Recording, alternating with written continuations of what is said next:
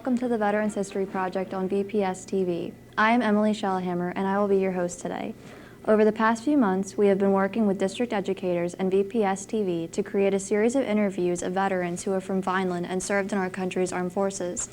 This series is a continuation of interviews that are a part of historical record of the Vineland Archives Alive project, which documented the history of Vineland through online student-created projects. Today is March 14th, 2013, and we are recording this interview in the TV studio at Vineland High School North. Assisting me today are members of the VPS TV crew, including David Sanchez, Dan Diola, Michael Giacomelli, Daniela Villeman, and Mark McGill. Producer is F. John Sabrana, VPS Executive Director of Communications.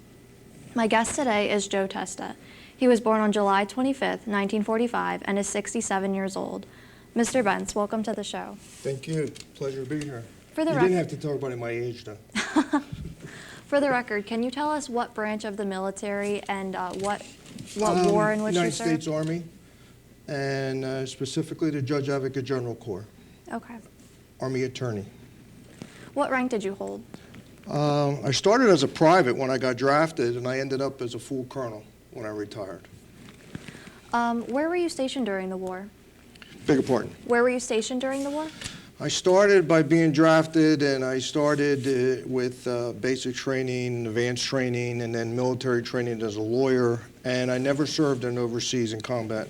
I served on active duty during Vietnam for approximately 4 years, and I served on Desert Shield, Desert Storm stateside, but not overseas. Never had the privilege of serving overseas. Okay.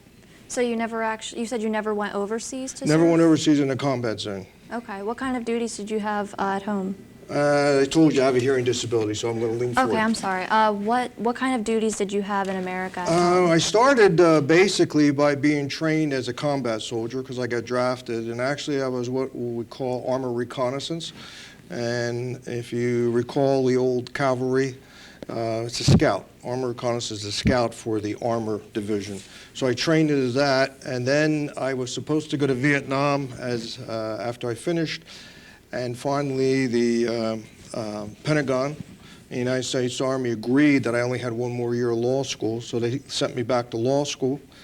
And by going back to law school, when I graduated, I then was permitted to serve as a lawyer in the Army. So I actually was an enlisted man, a private, and then I became a captain in the Army. Okay. You said you were drafted, correct? Yes, How 69. How did you feel about that? Actually, basically, it didn't bother me at all. They had the lottery back in those days, and I came up very, very high in the lottery.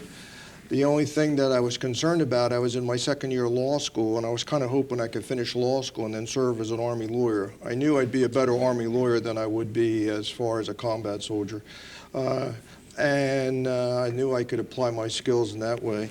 Didn't work out, so I got drafted and trained as a combat soldier, and then I got very, very fortunate. I went to the only law school in the nation in 1969-70 that when you graduated, you became a member of the bar. You didn't have to take a bar exam like you do in every other state, and that was University of Mississippi. And you'll remember the University of Mississippi because of the Manning football players. Well, their dad was a quarterback at that time, so that's what made it famous in those days. And also made it famous because of integration, finally, in those days, the black and white. So I was allowed to go back to law school and finished. And after I finished my last year, then what you have to do to be an Army lawyer, you have to go to University of Virginia School of Law, and you have to learn military law. I went there for 5 months. And then from there, I went to Fort Benning, Georgia. And from Fort Benning, Georgia, I went to West Point. And after 4+ years and a year of being an enlisted man, over 5 years, I got out of the service. And then about 2 years later, I got into the Army Reserves as a lawyer. Okay. How did you feel when you were on your way to basic training? Basic training, turns out for me that basic training, I was the last class in basic training, just as a story and aside, that they were allowed to shave your heads. And they did. And I was 23 years old, so they called me Pop. Everybody else was young. And they shave your head, and you go through all that. And Basically, you get sick, you get all kinds of viruses and flus and stuff because you're not getting enough sleep, and you're really not eating that well. The food's okay, it's nourishing, but it tastes like lousy. I guess you can't say crap on video. But anyway, as a result of that, I was sick all the time, along with everyone else, and lost a lot of weight. And there I had that shaved head, so I was a sight for sore eyes. But it turns out it was a good thing for me, because when I finished, I had a great appreciation for these young kids and what they went through. Because being an Army lawyer, there's no training period. It's not like you come into a law practice in Vineland, New Jersey, and they groom you and they teach you a little bit at a time before you start going to court. As an Army lawyer, they throw you a file the minute you get there and you start doing things. Well, I had to represent young people that basically were going what we call AWOL, A-W-O-L, absent without leave, and deserters, and they were going to Canada. And if you read the history books during Vietnam, we had many young people go AWOL, and we had many young people go to Canada. So basically, I had to represent them, many of them, in many court-martial trials. Military law is different than civilian law. In military law, if you're court-martialed, you lose your rank, you lose your privileges, and then you lose your rights as a citizen to vote and certain other rights. And you also end up in the stockade, which is the jail. So here I am as 23 years old, and I'm representing these young people. Why I understood why they may think about going absent without leave. Because they're young, they just came, they lost their, they just came from their moms and dads, their whole family, they miss them. They're being treated terribly for a purpose. I mean, they're not being abused, but I mean, it's a lot of verbal abuse. And it does have a purpose. And they're being treated like that, and they don't have anybody to make their decisions for them anymore. They're on their own. So they go, oh, this is too tough, I'm going home. And I'll give you an example of an experience. I was drafted, and I had only been there a week and a half, shaved my head already, gave me clothes that were too big. And I'm 23 years old with 4 years of college and 2 years of law school. And I'm saying to myself, what in God's name am I doing here every morning? Well, you would have some of these corporals and sergeants that by nature were abusive. Not abusive for a learning purpose, just in every walk of life you find good people and you find bad people.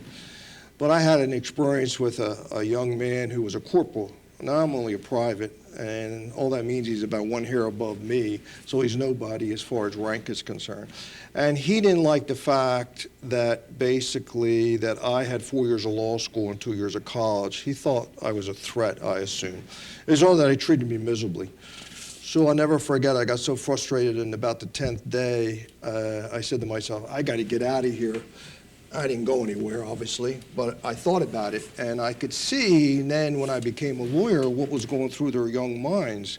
I was more mature and basically, and obviously, I was where I wanted to be because I wanted to complete that.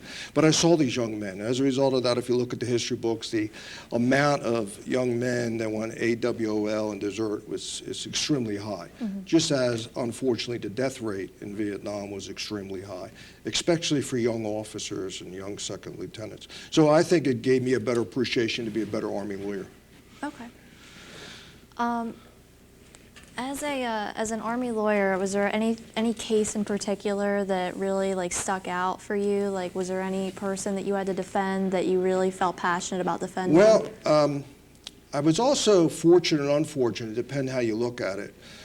I went to University of Virginia School of Law and to learn military law, and while I was there, they asked for volunteers that wanted to go to what is known as the 82nd Airborne. And the 82nd Airborne is a combat unit in North Carolina, Fort Bragg, and they jump out of airplanes. So you have to be airborne qualified. So to make a long story short, there was about 300 of us, give or take, as lawyers going through this from all different walks of life and all different philosophies of law, and some were what we call the ACLU types, very liberal, and basically was going on a lot in our country at that time. But anyway, they asked for volunteers to be Army lawyers, but for the 82nd Airborne, which means you had to train to jump out of airplanes. There were 2 volunteers out of 300. I'll give you a guess who one of the 2 were. Couldn't have been you, Yeah, was so it? it was me. My wife and my father and everybody else thought I was totally nuts. But as a result of that, I went to Fort Benning, Georgia when I graduated that 5 months class. And I was in my 2nd week of training to jump out of airplanes so I could go to the 82nd Airborne, and I got hurt. And as a result of getting hurt, the 82nd Airborne didn't want me anymore because they don't want a lawyer that can't jump out of airplanes. Everybody in their unit jumps out of airplanes, including the 2-star general. So as a result of that, I was at Fort Benning. And a very famous case was going on at the time that young people don't know much about, and that's the My Lai massacre, M-Y-L-A-I. The My Lai massacre was the first, basically, war crimes event in the history of the United States and the military. We had the Nuremberg trials in Germany after World War II, where they tried all the Nazis for crimes. But the first time anybody was ever tried in the United States for war crime was a Lieutenant William Calley, a Captain Medina, and a Lieutenant Colonel. And they were tried in the United States for war crimes, for going into a village and killing innocent civilians of all ages, including babies. Well, I get there and the trial is just concluding, and it concludes while I'm there in training for airborne training. And as a result of not being able to go to Fort Bragg and go to the 82nd Airborne, they thought I should just stay there. It would be cheaper for them, the Army, stay there and bring my family there. And they gave me a job with the Judge Advocate's office. The Judge Advocate's office is the lawyer's office for every post, whether it be Fort Dix, Fort McGuire, Fort Bragg. And I got a job there as an Army lawyer. And the first actual legal thing that I had to do, they asked me to be on the prosecution team for the post-conviction of Lieutenant Calley. He had already been found guilty by the time the couple weeks I was there went by, and then he had to be sentenced, and they asked me to be part of the team. There were about 5 of us. And if you look it up in the history books, and it's all over Google now, because I looked in the last couple days, the bottom line, the My Lai massacre stands for a proposition of war crimes trial in the United States. And as a result, basically I got to work with Lieutenant Calley, but being on the prosecution side, got to meet the other players, including there's a famous lawyer in the United States that was in the O.J. Simpson case, and his name was F. Lee Bailey. You may have heard that name. Well, F. Lee Bailey represented the next individual in the trial, Captain Medina. So I'm with all these players, and so it was an invaluable experience. As a result of having that case and being involved in that case, I got to see everything about the trial, and the atrocities that this young second lieutenant committed were beyond comprehension. He pled not guilty, he was found guilty. And make a long story short, in 2009, because I've been following it, Lieutenant Calley finally came out publicly and admitted that he did it. Now, he had been convicted and he was sentenced, and after being sentenced, he was pardoned by President Ford. There was a lot of controversy in the United States about, Vietnam, should we have been there, and 52,000 were killed, 100,000 or more maimed, and so he was pardoned. So it's a very controversial case. It's a case that basically, that's the first thing I had to do with. From that flowed a number of cases where I would have to defend young soldiers that actually killed their own second lieutenant, which means their leader of their platoon in Vietnam, by killing them with hand grenades. They were called frag cases, F-R-A-G. Frag cases is the use of a grenade, and you know what a grenade is. But these are fragmentation grenades, and what's inside of those are hundreds of thousands of flechettes. And flechettes are like little spears that on your finger you could probably put 100 right on this little finger. And they would throw it at them, and blow him away, and he'd be pinned against some object, such as a tree, from head to toe with a million of these things sticking in his body and kill him instantly. I had to defend them, and I had to prosecute them. Frankly, I enjoyed prosecuting them, but I didn't enjoy defending them. And it was very difficult because as a lawyer, and if you're assigned a case to defend somebody, you have to do the best you can because they're entitled to go to court. They're entitled to be proven guilty beyond a reasonable doubt. But your heart and your soul is saying, well, there's so much evidence here. He killed one of our own soldiers. How do I defend him? So it was a moral dilemma. And I'll never forget my boss, who was a full colonel at the time, the head lawyer, said, Testa, do the best you can and just pray every night that you lose. And that was the old advice this old gray-haired lawyer gave me. And I did. And I lost. And they went to Fort Leavenworth for life. Fort Leavenworth is the prison for military that commits serious crimes in the United States. So they were all learning experiences. And I think as a result of that, it made me a better Army lawyer and a better lawyer. And I think it also aided a lot to making me a better family court judge, because when I was in New Jersey as a family court judge up until 2 years ago, you get to deal with people, and you have to have compassion, you have to have understanding. So I think they were great learning tools.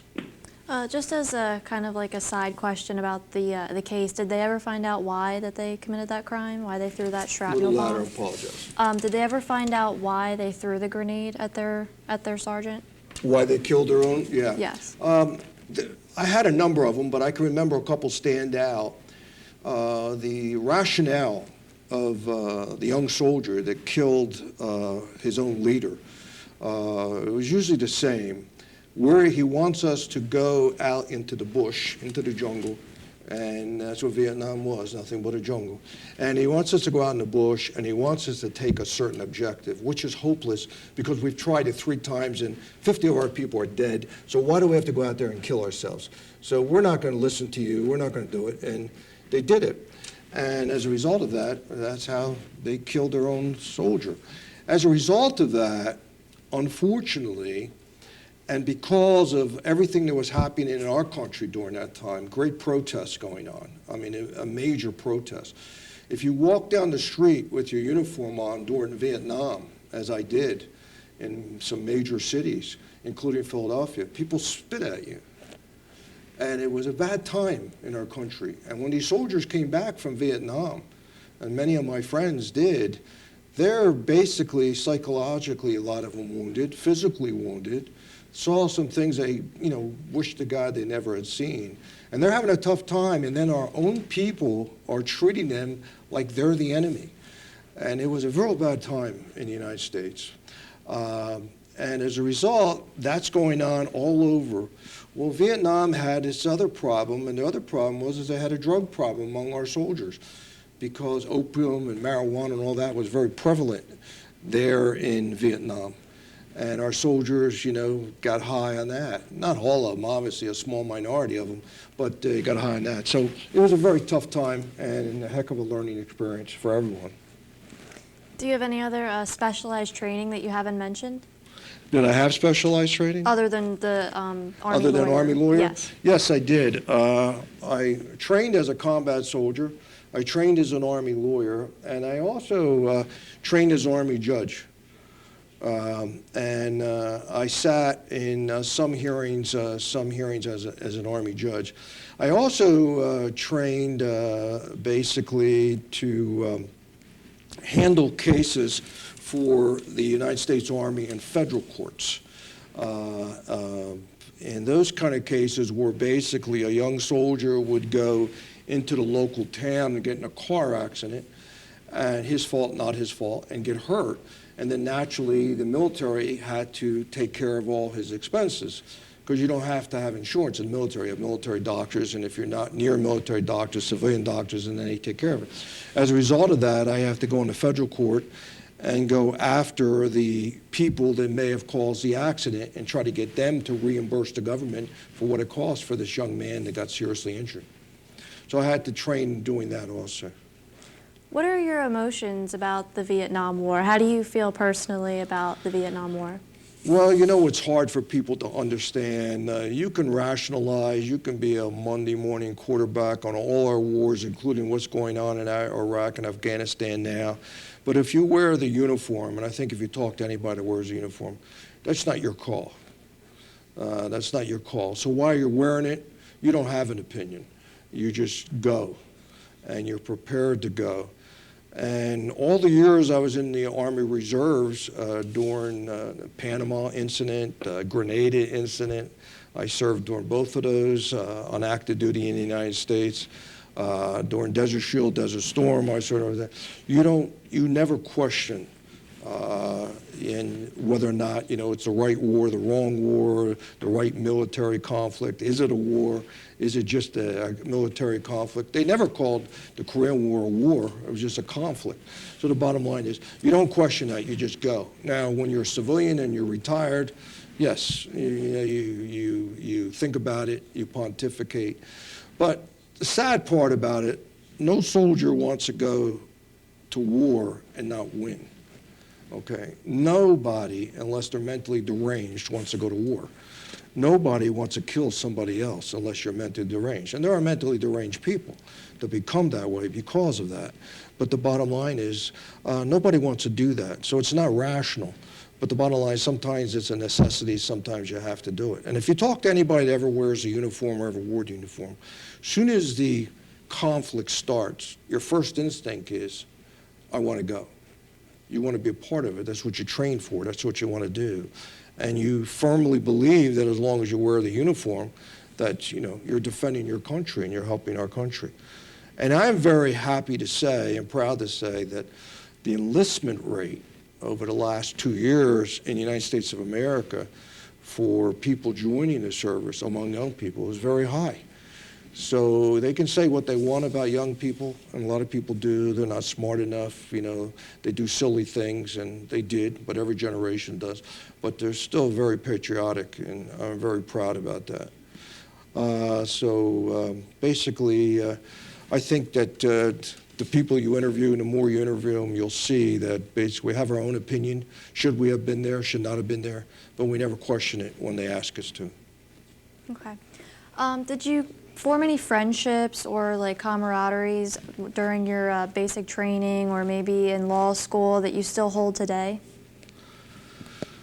Believe it or not, yes. What the military especially is like a family.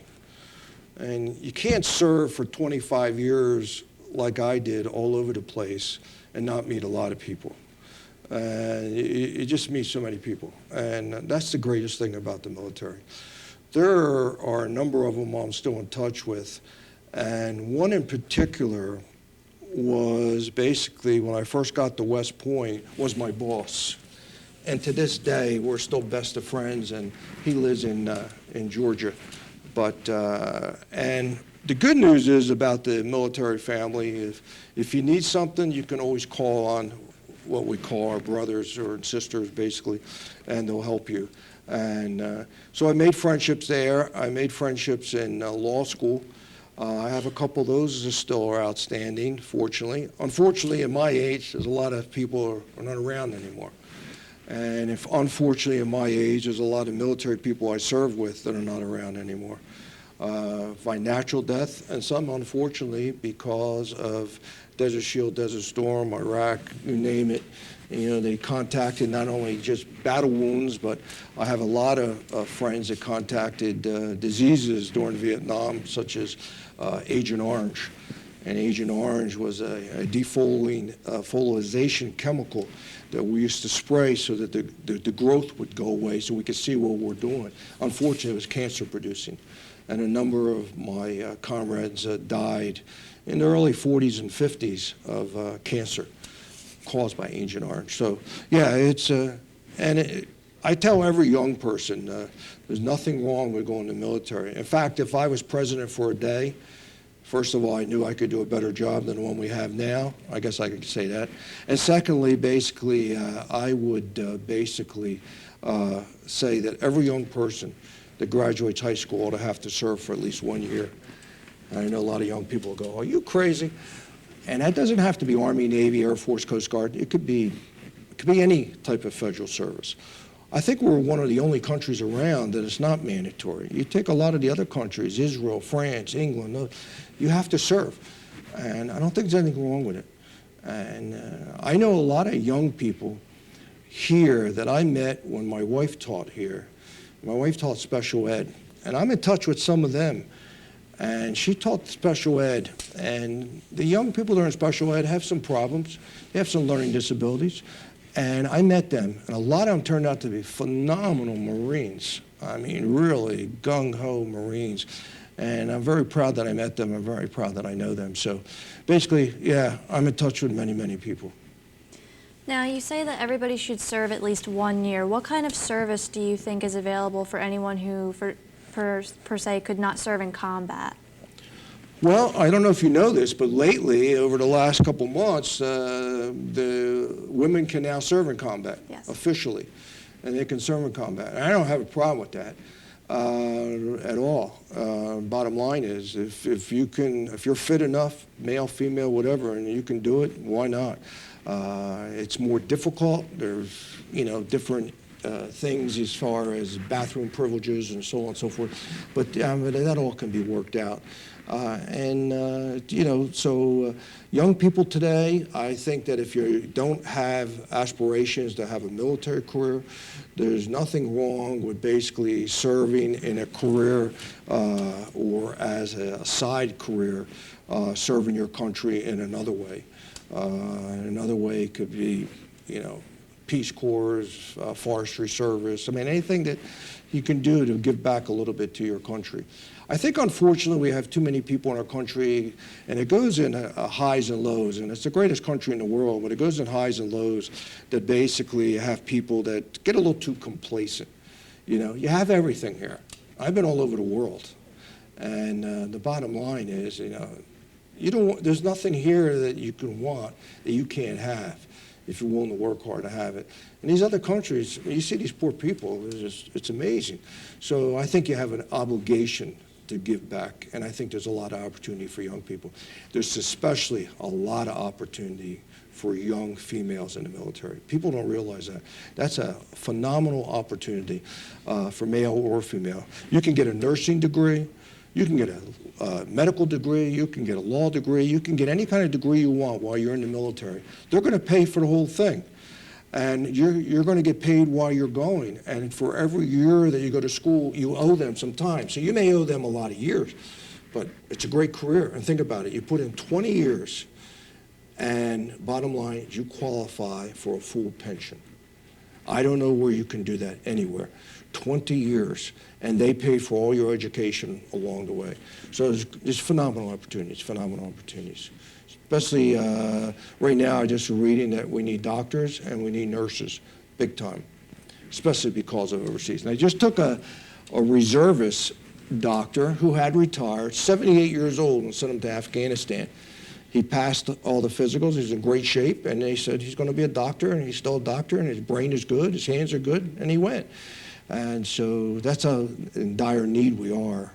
Because people don't realize the medical problems that we have as a result of Afghanistan and Iraq are greater than what Vietnam was. You have more amputees walking around now as a result of Afghanistan and Iraq than you had in Vietnam, and that was the highest in the history of combat. So it's a troublesome situation, but yeah, there's a lot of opportunity for young people. You said you served actively with Desert Storm and Desert Shield. What kind of things did you do? Yes, stateside. Stateside, okay. It's a funny story. I'm at, make it short. That's what old people do. They tell stories. But I was at West Point, and I was there for a special duty assignment as a reservist. And what happened is that polishing my boots for the next day, and the military does everything early. That's one thing I don't like about the military. They do everything early. So I polished my boots because I was teaching class at West Point. And I get a phone call from my wife. She said, "Did you see the news?" And I said, "No, I'm not watching television." She says, Desert Shield, Desert Storm has started. And there's the SEALs taking the beach. So I turned on the TV. I didn't know about it, and there I am at West Point.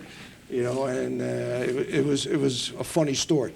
But as a result of that, I asked if I could go, and right about that time, I got promoted to full colonel, and they said, no, we don't have a position for you, but we want you to stay here and fill a position for a full colonel that did go.